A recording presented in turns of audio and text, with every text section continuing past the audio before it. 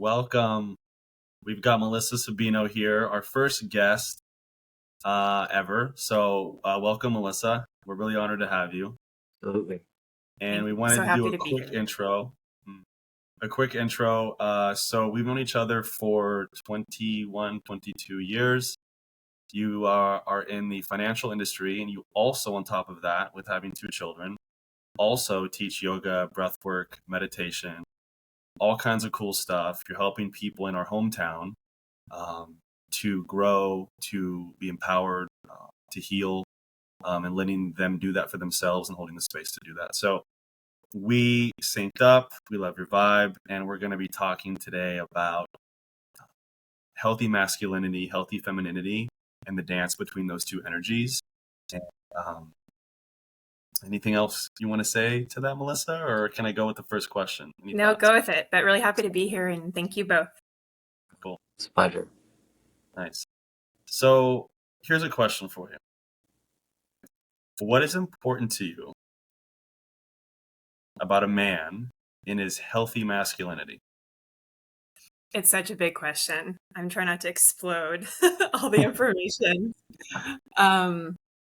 So I would say the first thing to me is to be authentic. I think that both genders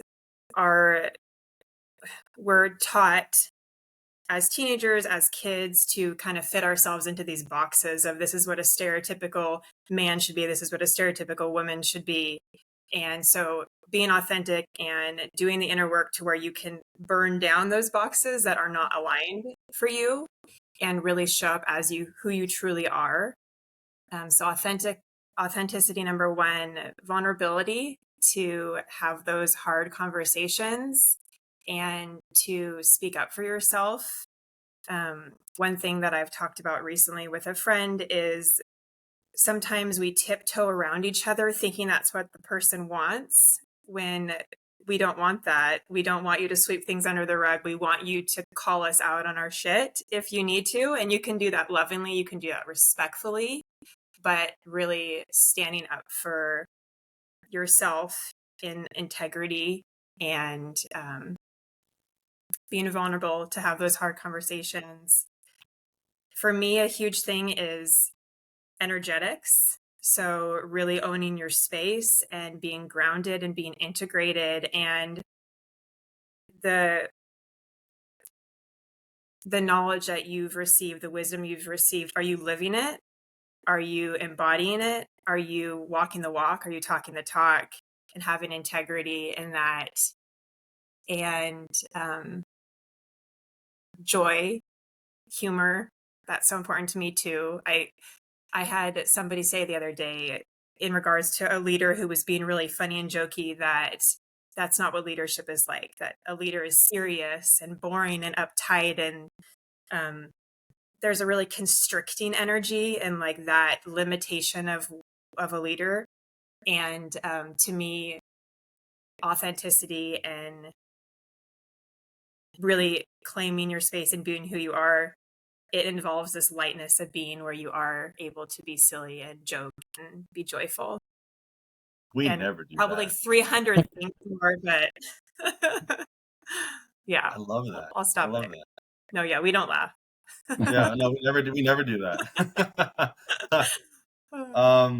Yeah, I know so you're also reading can you hold up the book?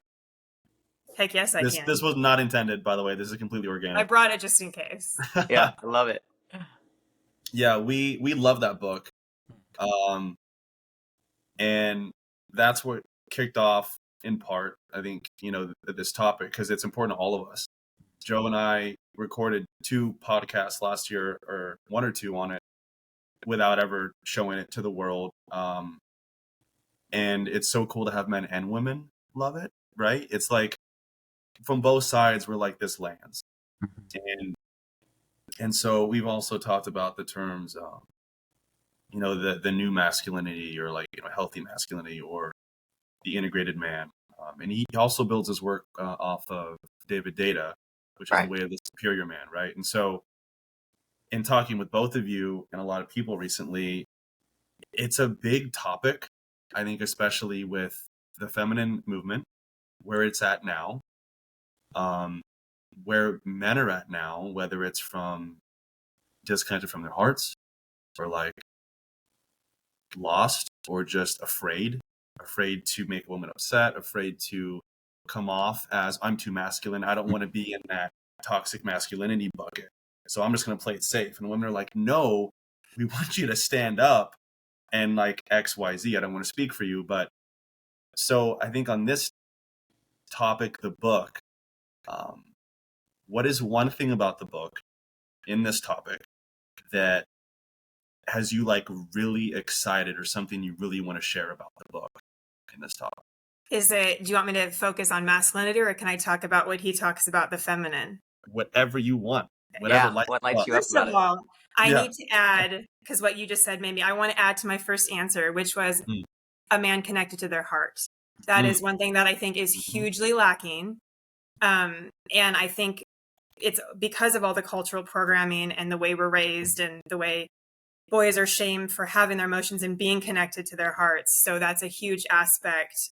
And I think I know we as women can feel that heart leadership leading from your heart. So I'll go back into what you asked me, but I forgot. Love it. And I might add more to my answer throughout.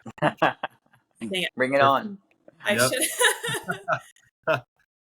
I should have had this all ready to go. No, organic. Okay. Totally fine. Can I read? It's a short one, but can I just read this? Absolutely. Okay, so when I first listened to your podcast, I told Dustan that I was cheering. I was like, yeah. And I was in my bed. It was like 6:30 in the morning. My neighbors probably were like, what is wrong with you? Be quiet. But I didn't care. I did it anyway. And it was because of the topic of embodiment and claiming your kingdom and the way he spoke to that. And I just loved it. And I did the same thing with this particular page. It says powerful plus feminine equals intimidating. And he's talking about women who are in their feminine and empowered. And he says, but beware, radiant feminine energy in a woman can sometimes be intimidating. Like moths to light, men are irresistibly drawn to her, but frightened of her at the same time. The more in her feminine she is, the more she'll show you her wild, raw heart. The more she'll express her deepest pain and expect you to hold space for it. In that state, she'll verbally attack you and push all the right buttons to upset you. She may be irrational, so you struggle to find a way to even respond.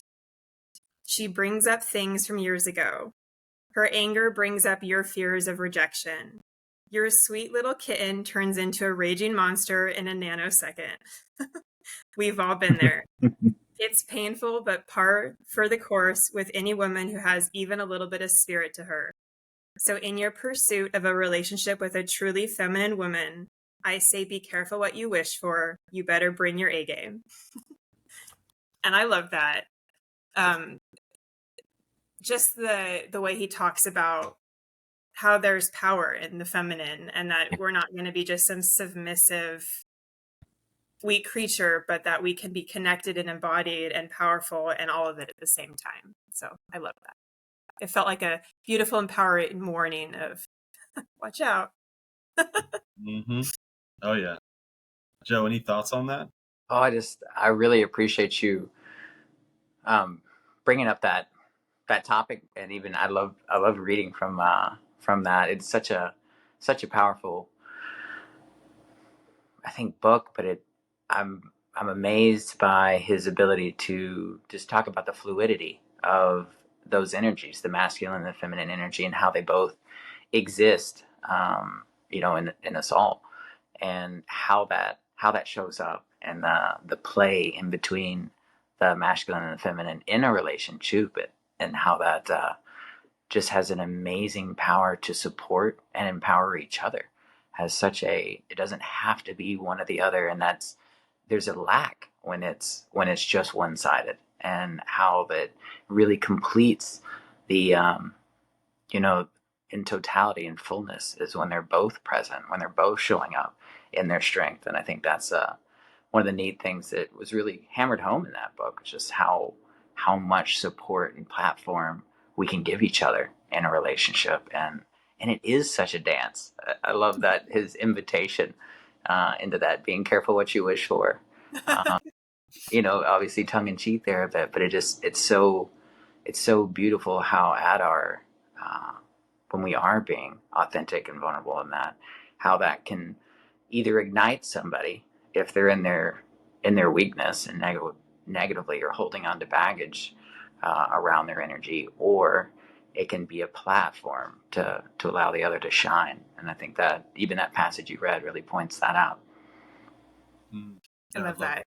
And he talks about really supporting and allowing the fullness in each, and how there's equality but not sameness. Right. I loved. Brilliant. I think that was. Oh, excuse me, Dustin. No, it's fine. I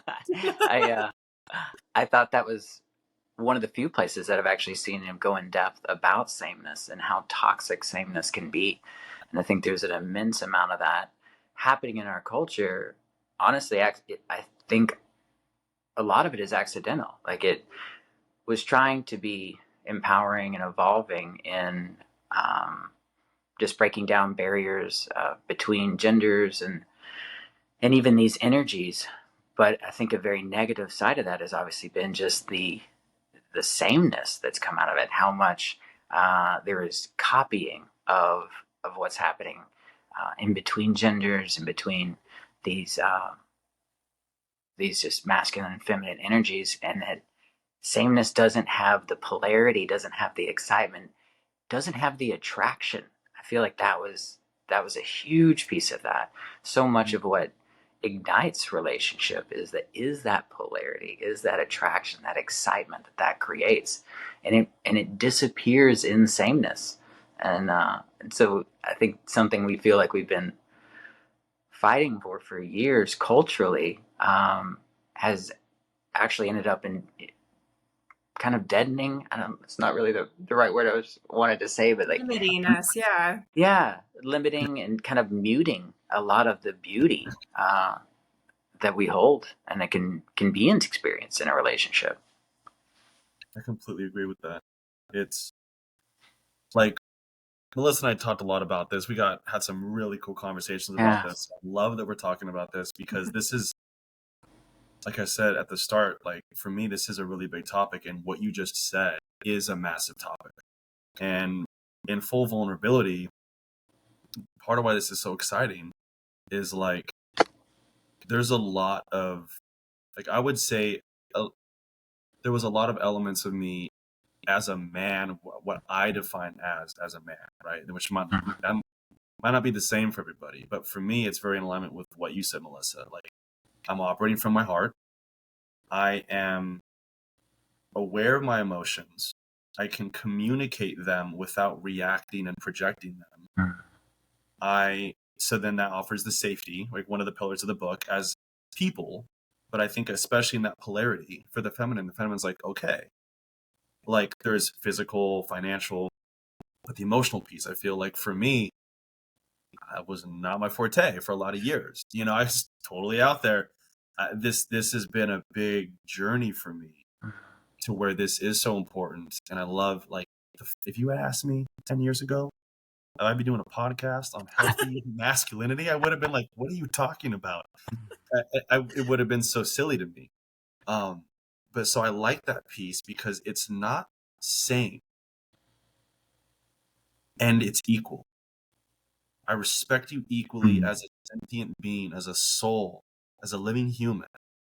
And I don't want to be the same as you, and I don't want you to be the same as me.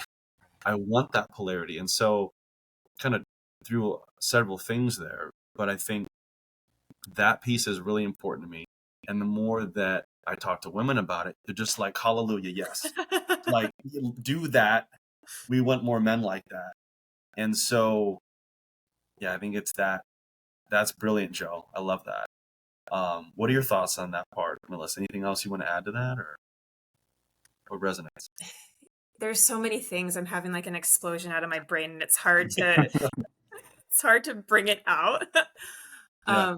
We talked a lot about this when you and I talked, and it was just this realization: in our attempt to be equal, we've kind of swung the pendulum too far. where, like you both said, we're not really honoring the differences. We're not really allowing the differences. What I was telling Dustin is that I think we're all at the step that we're at, though. So we might be at a place where we're really, really needing the equality, and we might be really angry, and we might need to be angry, or we might be in the place where we're really needing to take space from the other gender, or we might be in the place where we're just doing a ton of our inner work and we're not even really looking at the differences in gender or the differences in those energies within us.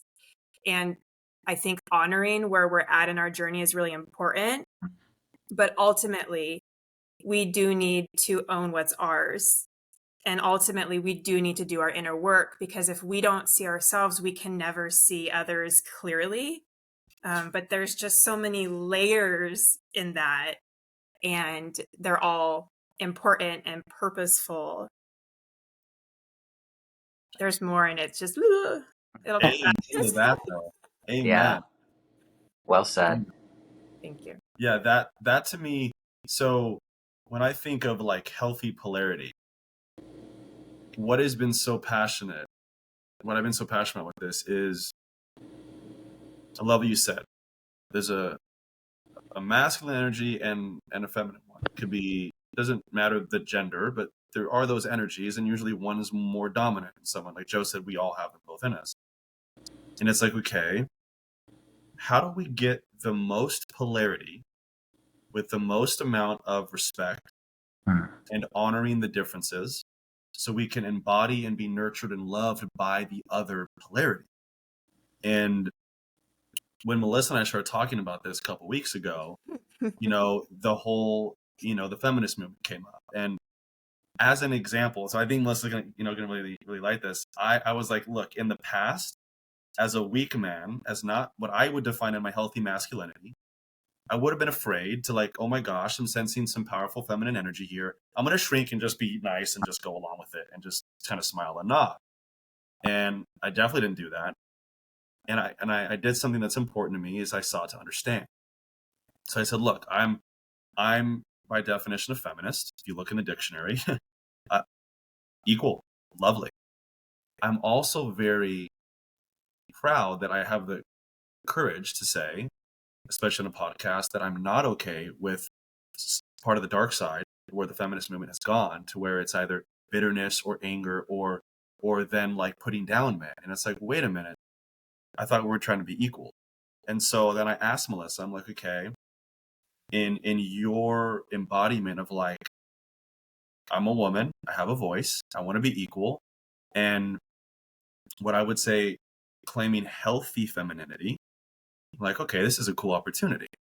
So then I sought to understand you, and I was like, well, okay, like, what does this mean to you, or why would you be opposed to toxic masculinity, or what would you have against that, or how is that showing itself in your life? And I kind of want you to take it from here, Melissa, because that was a big shift, and I would say a big excitement that we're talking, and kind of what birthed this topic. Yeah. Okay. So first of all, I wanted to say that how awkward that conversation was. And there is so much respect and care between us. And it was still so awkward at first. And we were both like asking these really deep, hard questions. And we were both like, we didn't know what to say. It was like these powerful knowings internally of like, this is why, this is not right. This is why things are the way they are. Whatever our perceptions were, like neither one of us could really communicate them. It was so much of us making individual experiences with certain people about the broad scope of that gender itself. Or what Dustin brought up when we talked is it was more about power dynamics and not even about gender at all. Mm-hmm. And so it was like we kept having to like pause and okay, but there was this openness and this respect that allowed the conversation to happen. And then we both just had all these downloads throughout the next days and weeks of like, oh, okay, and this, and then he brought up the book, and it was just it opened the door to having more conversation. So for anybody listening, if you're wanting to have a hard conversation, it might be awkward as hell at first. It doesn't mean you're doing anything wrong. The fact that it is uncomfortable means you are taking a step, and that's beautiful. But what I was sharing about my journey with this, that really ties to what I had perceived as toxic masculinity through my perception. Not that that's not there, but I was talking to him about just what women have been through collectively, which I think is really important for people to hear. And I would love to hear what you guys have to say about masculinity afterwards, just to share your perspective on that. But, we're looking at ancestrally and collectively, and I know this is a tough topic, but like so much rape, so much molestation, witches were burned because we were intuitive and we spoke our truth and we were connected to the earth. And it wasn't until recently that women were not literally owned by men. And so all of that is still in our bodies, right? As women, it's in our bodies. We come into this body as a woman and it's there. And it's asking to be looked at, felt, healed, all the things. So that's collective, ancestral, our families. And a lot of time with women, when something does happen to us, we are met with like, well, that's just what happens to us as women. You need to shrink. You need to be small. You need to hide your beauty. If you're in your fullness, something horrible is going to happen to you and it's your fault. So there's that. And then a lot of us have had sexual abuse or abuse of some kind. So there's the individual experience that we're processing as well. So for me, it was all of the above. I was sexually abused when I was 9 years old. I held it in my body for a long, long, long time, looking at ancestral healing, looking at collective healing, looking at, healing in just the collective feminine through a lot of the energy work that I've done. And I noticed one of the first experiences that I noticed when I was really deep diving in my path was my son. So I was in a hotel room one night and I was with my daughter one night in my bed. And then I was with my son one night in the other bed. And I was with my daughter and I felt so safe, so loved. I was able to sleep fine, no issues. Then the next night I was with my son and he rolled over and I was almost asleep, not at all conscious to this. And I like immediately put my hand down and like protected myself. And I think he was 8 or 9 at the time. And it was this instinctive, like, I am not safe. Don't touch me. And I didn't hurt him. He was completely sound asleep. But I was like, whoa, that was intense. That meant something. And the more I processed my trauma, the more I processed the collective trauma that I was holding in my body and all the layers that continue to unfold with that, the more I was able to see every man in my life more clearly. And I was telling Dustin, it was like I had these sunglasses on where every person I was seeing from that gender, I was seeing through the men who have objectified me, who have hurt me, who have taken advantage of me. And the more inner work I do, the more I can let that go and really claim my space, the more I can see myself, like I was saying before, and also see others. But having these conversations, like having the conversation with Dustin, talking to you today, Joe, it deepens that. It opens it up even more. After Dustin and I had talked and after I started reading the book a bit, I was saying that I was at a baseball practice for my son. And there was all these coaches and fathers and little kids and a lot of men, a lot of boys. And I was just sitting back and it was like I could see this softness. I could see this presence. I could see this depth in complete strangers. I didn't talk to them. I didn't have deep conversations, but energetically there was this huge shift in seeing that in people that I trust and respect, and then how that expands collectively. Yeah, goosebumps. Yeah. That was so good and so authentic and so vulnerable. You literally just stepped up and shared. Thank you for that. You're welcome. Wow. And I want to hear about you too with your experience, but I know that's a lot. Joe, do you want to, I mean, I have so much I could ask. I know I've kind of had the upper hand of knowing her already. So is there anything that you wanted to, I'll kind of leave any feedback, any insights, any questions right now before I jump in? Yeah, I really first just wanted to say thank you again just so much for your vulnerability there and sharing your side story, your understanding, not just you, just the speaking to the weight of what you're born into, speaking to the weight of just the of history of that, the dynamic in between the masculine and the feminine for so many years, and just the weight that you carry just before you even start dealing with it, just stepping historically into that, and just your openness about too. I loved how you started mentioning that this can be such a uncomfortable topic to step into, to broach, to start dialoguing with each other, and how that's just a necessary part of it. That actually is an aspect of it being worthwhile, is that discomfort, is stepping into that, and that we can't know clarity, that we can't know true authenticity without having these conversations, without being willing to discover, to ask questions, to hear things that might be incredibly uncomfortable to hear, to say things, expressing that, the hurt, the pain, the damage, and then just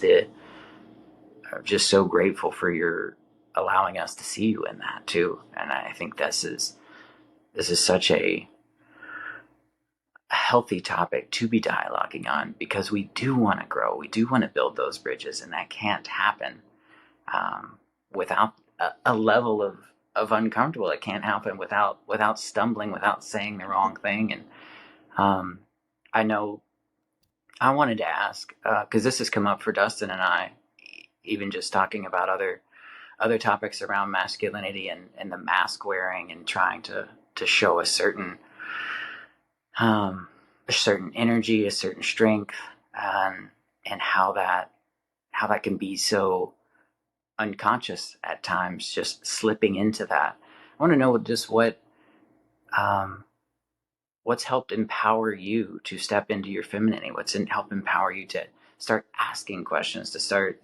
I know you told the story about the situation of sleeping with your daughter and then the son. That was incredibly, I think, eye-opening, just to be able to hear that and see that, and taking us there with you. But just kind of other things that have sparked that interest and encouraged you to continue on this path of self-discovery and discovery of other. Yeah, it's a really good question. So a lot of it was having my children and wanting to be a good mother, and this awareness of I don't want to hand them a giant house full of shit they have to process when they get older. Maybe just a suitcase, because I know I'm going to do some damage, because I'm far from perfect, and I don't think any parent is, but I wanted to make it as small as possible of what I'm handing off to them. And we'll see. We'll have to ask them in a few years how big it is.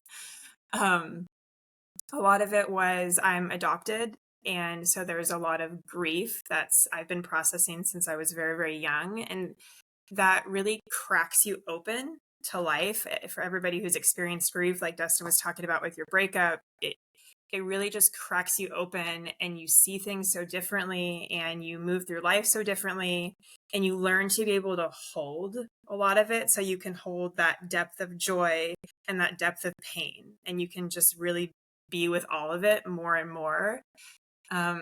So much of it was just being guided, and I sometimes forced to take steps energetically, meaning that I was just so soul-led to do things. I wasn't necessarily aware of what was happening at the time.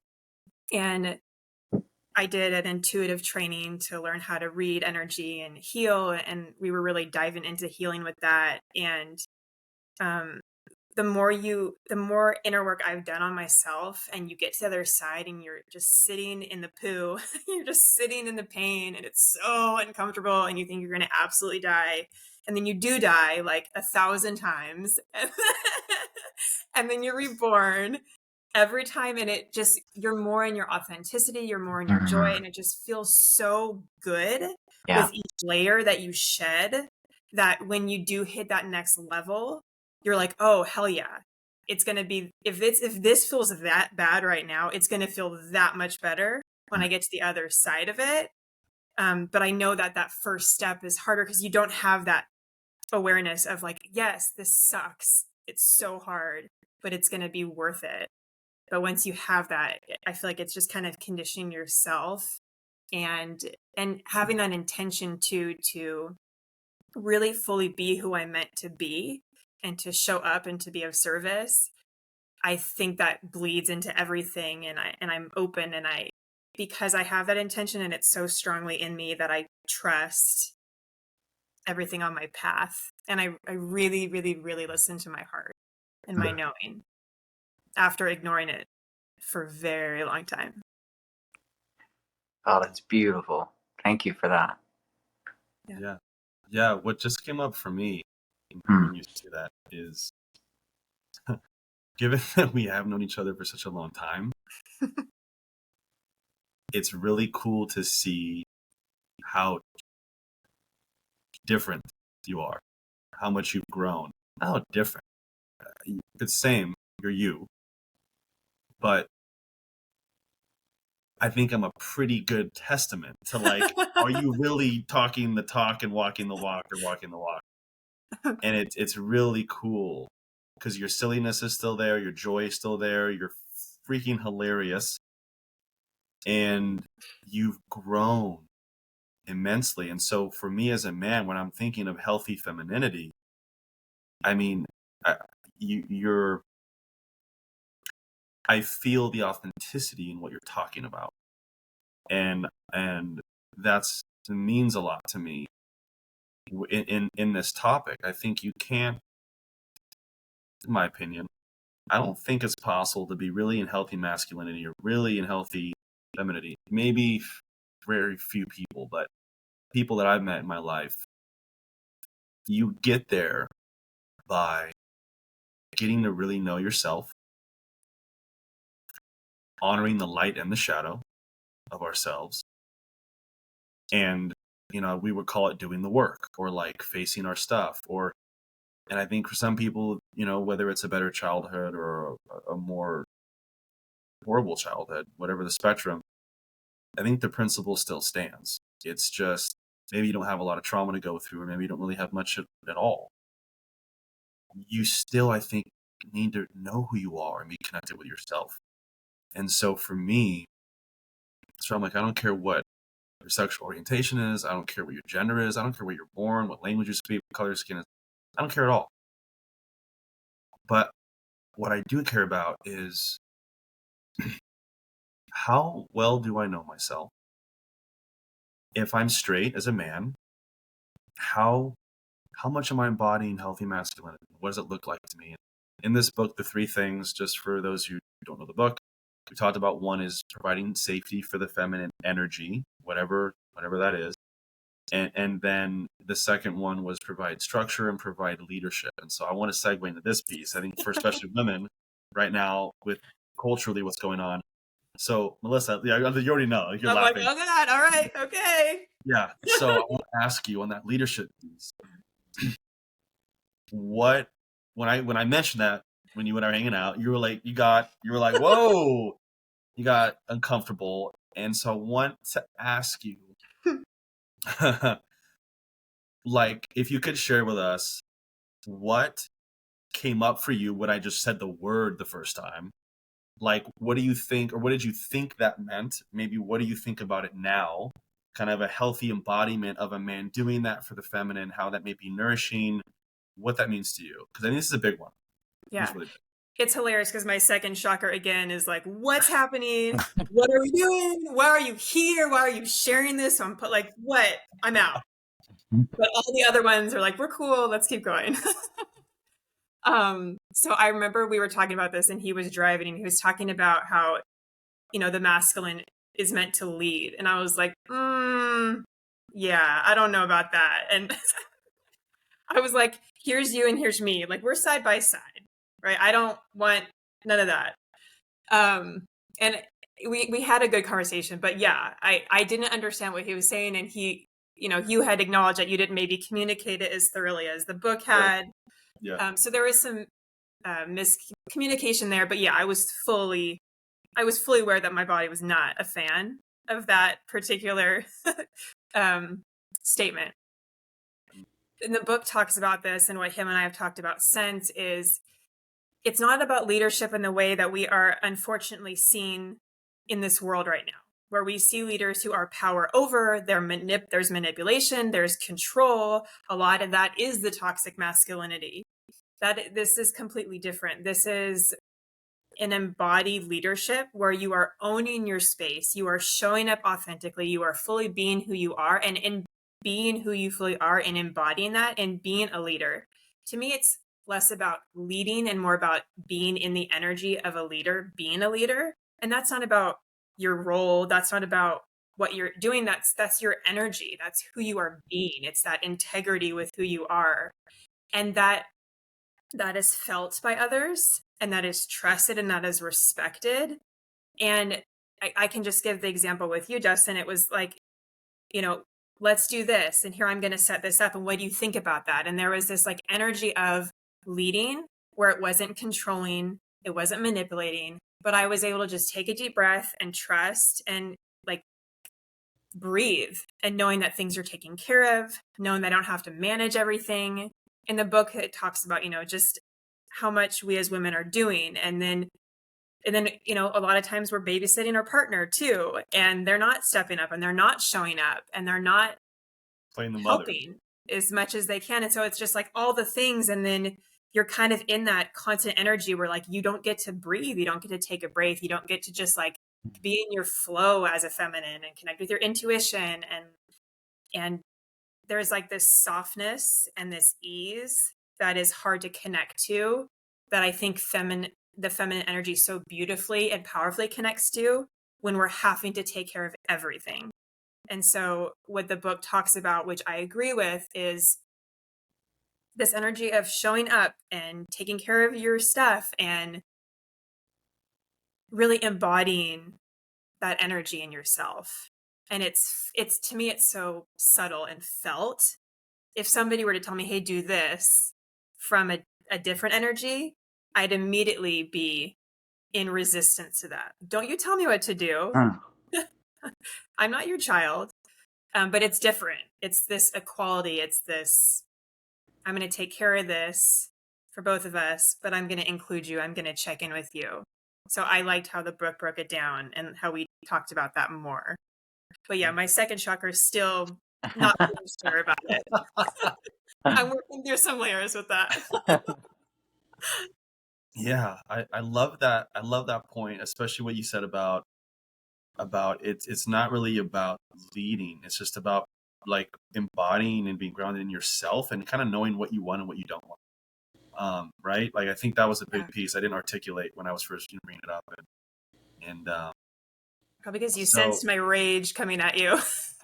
Yeah, well, I sense, honestly, what I sensed, which is why I'm speaking up now, is I'm like, there seems to be a disproportional rage, anger, frustration, annoyance, bitterness, something. I want to know why. And that I want to touch back on what we alluded to earlier. Yeah. Is when I sought to understand you, I just got quiet. And I was like, here's my 2 cents.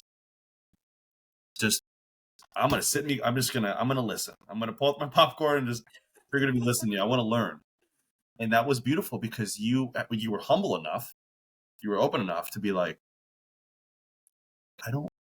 you kind of just check yourself and you're like, I don't really, I don't think I'm clear on this. And then you went about like, it was men that were doing it, but they were also doing it to other men when other women and I didn't like it. And so that wasn't gender related. And this was, in all humbleness, I'll share mine. You then flipped it back on me. So you were like, you went through the motions, it was authentic, and you really thought about it. And then, of course, I'm feeling good. I'm like, cool, okay, I'm grounded, I'm interested, and I respect, I'm genuine, it's all good. And I felt really I was like, cool. And then you're like, well, what about you? And you flipped it back on me. She did the same thing back to me.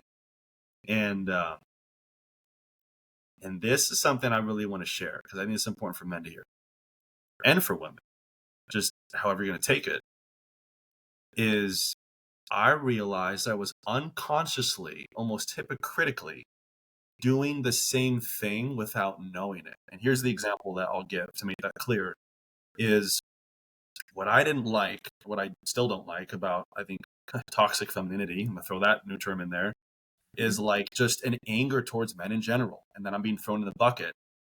And my understanding from you, Melissa, was like, but yeah, like we're women, I'm a woman, I need to stand up against this. It's not right. And then as a man of being like, well, I don't like this unhealthy femininity. And then you ask me where it's at. And then I'm like fumbling my words. And I'm like, I'm doing the same thing where I need to stick up for men in general. But like, whoa. And so we came to this just quietness. And we're like, wait a minute. And so where I landed with that was seeking to understand more, being very aware that whatever energy I have may also have a little disproportion to it. And maybe an unconscious hypocriticism there, and like what's behind that. And if I can then instead, I think, do what I did right with you, if you would, I think you would agree with that. 100%. Right. And then Yeah. also be like, this, now be mindful of what I was doing unconsciously. And I think if men and women, if we're both doing what you and I did that day, like if you don't have a charge around it, cool. Then, but for those people that do have a charge around this or are passionate about it, or the women that are like, yeah, like, no, like there's some stuff that's happened to my family or to me, and just no, I'm not okay with that. I think this bridges the gap and gets us back in our hearts, seeking to understand, respecting, and not unconsciously contributing to maybe the next layer of this process to get in the pendulum swung, and now it's kind of coming back to middle. Yeah. Thoughts from either of you on that? I think we are here to create new cycles of masculine and feminine partnership. And that's not just romantic. That's just how we can partner together to grow, to evolve. We have to change the dance, and it has to start with us. And it always starts with ourselves and how we're seeing ourselves, how we're showing up in the world, how we're seeing each other. And yeah, it was super eye-opening for me to have that conversation and to just, like you said, let's pause, let me understand. Oh crap. And then I just had this flood of memories of like this, my son that I would had already shared. I thought about times at work where men would walk up to ask me a question, and like they could just see the fire where they're like, I'll come back. I'll come back. We're fine. And I have a really good relationship with the people I work with, but it was just like, oh yeah, I get it. And even seeing more and more there that I can have these conversations with them. And it can just, even if both people aren't super comfortable, if you are in your authenticity and if you're being vulnerable, that person might just meet you. And if they can't meet you, you're planting a seed, and maybe it'll simmer, and maybe the next person or the next person. It just, we're planting so many seeds, and we need each other to get to this next step. It's not this, I know for me, I'm not seeking to destroy all men, to take over the world. We're seeking balance. We're seeking our space that we deserve, that we haven't had for a long time. But that also means honoring the masculine, because that's just as much needed in this world. And how can we balance each other and align with each other and really honor each other? Amen. This is incredible. Amen. It's really neat just listening to both of you dialogue back and forth of that and recount the experience of that conversation and just the learning that happened there between both of you. And I think you're both highlighting just the incredible importance of seeking to understand, and like how much you can build a bridge with that, even if there's not initially understanding, which there often isn't. That's why there is the confusion, the frustration, the lashing out, the acting that happens on both sides. But the amazing space you gave each other by deciding to that you had a desire to learn, that you had a desire to grow, to move past that, and giving each other the platform and the space to speak, because you did want to understand, you did want to learn. I think that coupled with the other important piece you'll keep bringing up, which is having accountability and ownership of yourself first. like caring about that relationship, making sure that you are showing up as you desire to be showing up, and in areas that it's not, turning that mirror back on yourself, and choosing to learn from our relationships, from how we show up. I think when you can do that, and then give the people in our lives the space to show up as themselves, and when there is conflict, creating that space by seeking to understand, asking the questions, and then being silent. And I'm not sure, obviously, like from a feminine role of that side, but I know that's incredibly hard for a lot of men, and they don't show that asking the question and then being silent and actually, seeking to learn and I don't listen. think we're good at it either, for the record. I think we're all Y'all have been role models for me. I feel like that's where I've learned it, is from the females in my life, and I'm very grateful for that. But I think those are two incredibly important pieces to growth, to bridging this gap, to having conversations that aren't just uncomfortable and stay that way, but start uncomfortable and then grow into an incredible relationship, credible understanding. Because I mean, just out of what happened between y'all's relationship with each other, it changes how you see other relationships. It changes every other relationship in your life as well. And I think that's such a incredible thing about community, and the power we have to grow, and the ripple effect of seeking to learn, seeking to understand, and not claiming that we already know. I think that's where so much of the damage has been done, on all sides, is thinking that we do understand this, and I'm going to act this role out and just charge in and be this thing. And it's just, there's not space for community in that. There's not space for the dance, the give and the take. And it's just, I think, is inherent to a healthy relationship. So I really appreciate both of y'all's vulnerability and sharing that conversation, the uncomfortability. And I can picture you sitting next to each other in the car while talking, and the tension, silence. Yeah. the silence, the giving space. And I love it. This is such an incredible topic. I think we could go on for forever, and I would love to have you back on it and talk about this more in the coming months. This is incredible. Yeah. So I'm thinking, in wrapping it up, I want to get one question. He loves asking questions. Great at it. You're really, really good. Yeah. Let's go. I'm thinking, Joe, if you have a really good one for it, feel free to throw it out. But I'm thinking of one, because this is organic. We started doing this last time. Go ahead, sir. Okay. Let's see here. Okay. This is fun. I love this part of the podcast. Like, what is coming? Yeah. I have no idea. Okay. Ooh, it's a two-part question. Okay.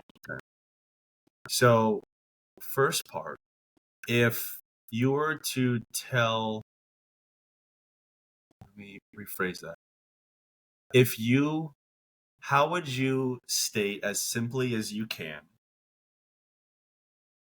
It's almost kind of a summary or a reiteration, perhaps, of, say there's a man out there who's like, I'm interested, I don't know what you're talking about, or like who just does not feel confident. So as a woman talking to a man, so this is the first part, what would you tell the man from a woman's perspective of, like, here's what healthy masculinity is, and I hope you can embody this in this language that maybe hasn't been spoken before? Because I don't know a lot of people that talk like this, honestly.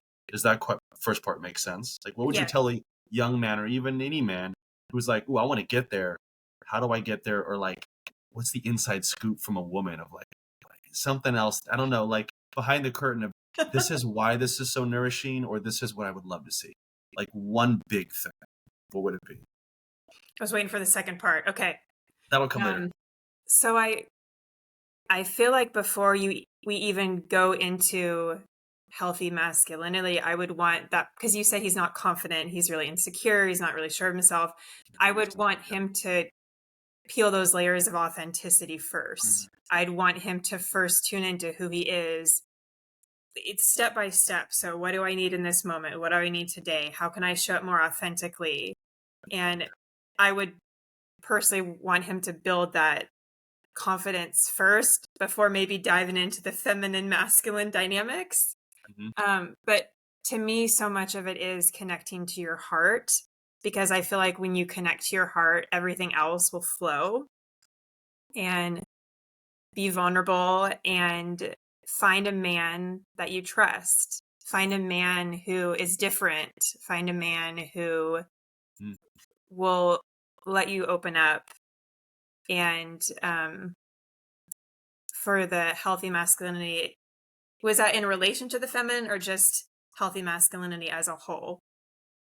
I think you answered it brilliantly. Okay. I didn't have a parameter on it. I just wanted that came up organically, and that was brilliant. Yeah. Unless there's anything else you want to share, that's perfect. That felt good. Yeah, that felt wonderful. So here's the next. Here's the next question. Yeah, I was like, brace myself for the second part. Part two. Cujo. Part two. So your 16-year-old self. What you know now? What do you wish you would have known regarding healthy femininity as a 16-year-old girl? Maybe 18. 18's a better number. Let's go 18.